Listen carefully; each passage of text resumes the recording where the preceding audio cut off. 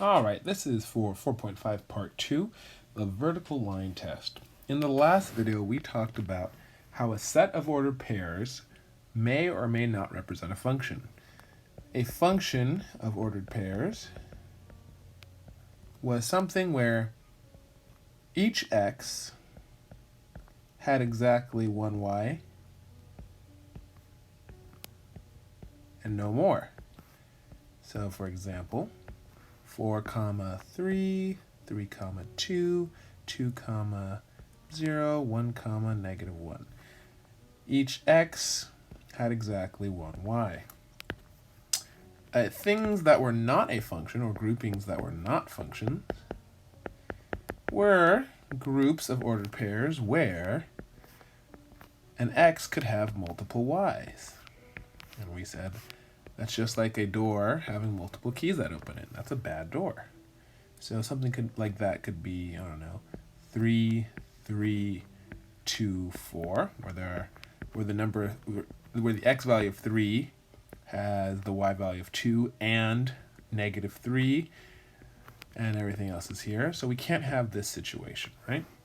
And now today I'm going to show you graphically why that is. So imagine I would represent these ordered pairs on the coordinate plane.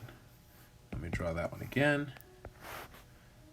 There we go. So for example, 4, 3 would be, let's say that's A, this is B, that's C, that's D, this is E, F, G, and H. Here's what would happen.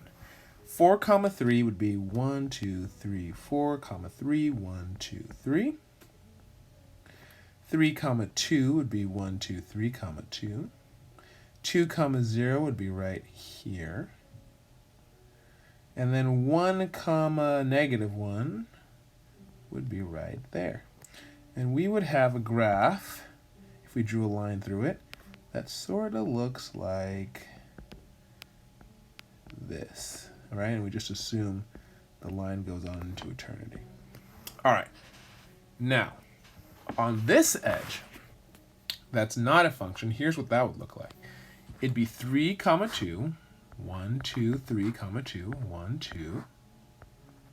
Then it'd be 3 comma negative 3, 1, 2, 3, comma negative 3, 1, 2, 3. And you see how it's on the same line? We don't like that. Then it'd be 2 comma 1, which would be right here. And then it would be 4 comma 0. That's 4 right here, comma 0 on the line. So the graph would look something like this.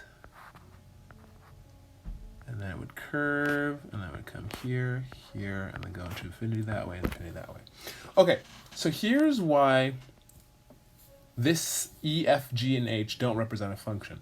It's something called the vertical line test. And basically the idea is, if you can take a vertical line, and vertical, remember, means straight up and down.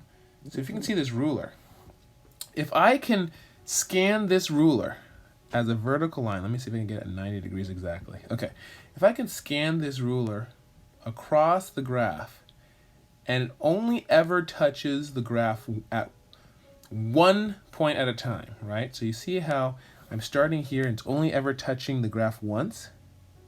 Here it might look like it's touching twice, but it's not really.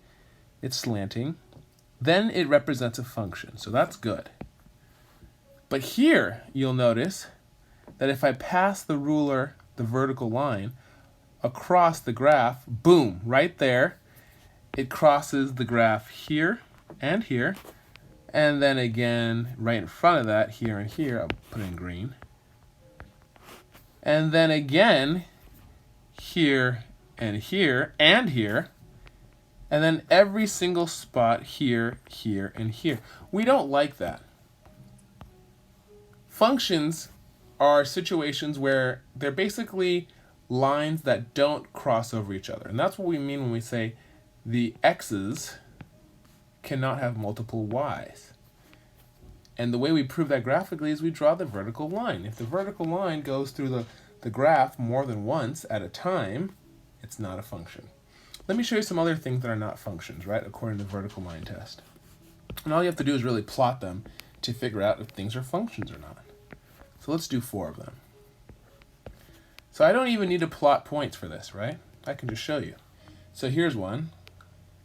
Here's a graph. Is this a function or not? Well, I take my vertical line and I pass it across the graph. And it only ever touches the graph once. It never hits the graph twice at once. So this is a function. All right, let's try another shape. Let's try this straight line right here. All right, let's do it. I can go backwards if I want to. If I go this way, the vertical line only ever intersects, that's a good word, intersects the line or the graph once, therefore this is a function. All right, let's try a different shape. Let's try this shape. Ooh.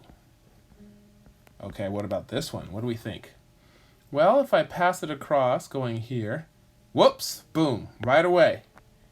It crosses here once and there twice, which means this x value has two y's, and we don't like that.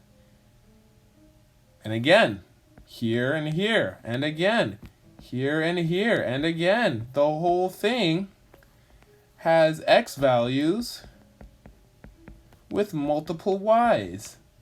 It's almost like having multiple wives. We don't like that when the x has multiple y's. We want it to be single, or not single, and we want it to be married to only one y.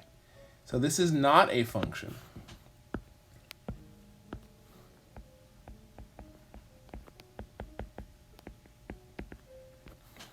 And then finally, let's try this shape.